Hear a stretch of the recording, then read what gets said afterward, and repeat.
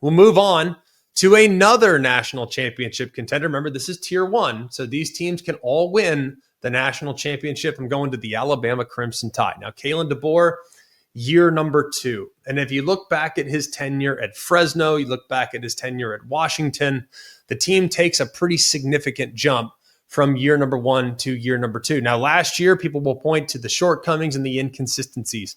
I don't anticipate that level of inconsistency this year. I think that last year, the highs were really, really high. I think back to the first half against Georgia, the whole game against LSU.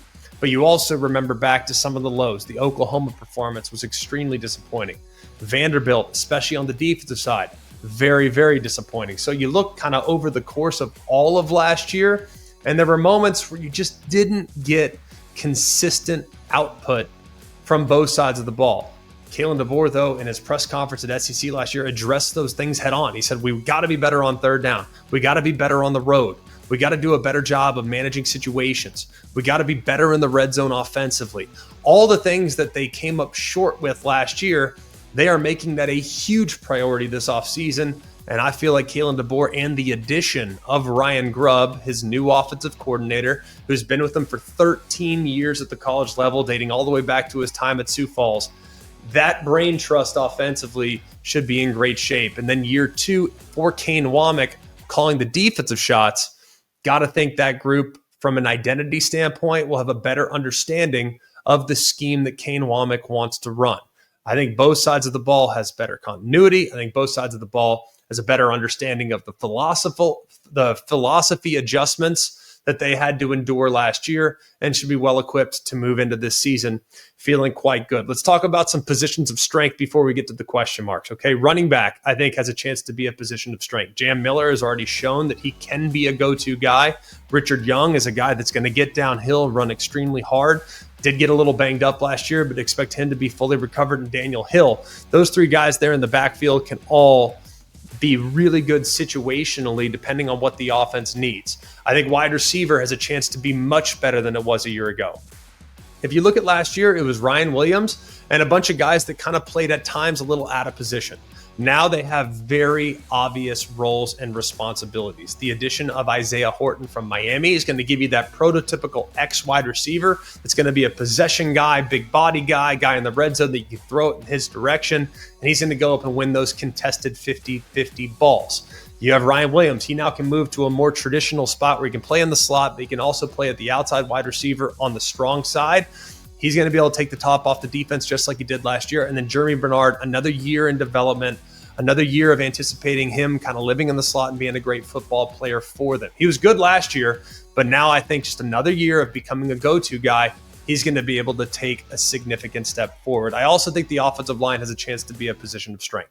You bring back arguably the best center in college football in Parker Brailsford. You got a great left tackle in Caden Proctor. You have a great right guard in Jaden Roberts. Now there's competition at the left guard spot. There's competition at the right tackle spot, but they feel like their depth is better this year than it was a year ago. And then on the defensive side, they should be rock solid. Now they're a little thin in a few spots. They don't have as many bodies as they once did. Talking back in 2016, 2018, the depth of those rosters when they go 8, 9, 10 deep along the defensive line, those days are long gone.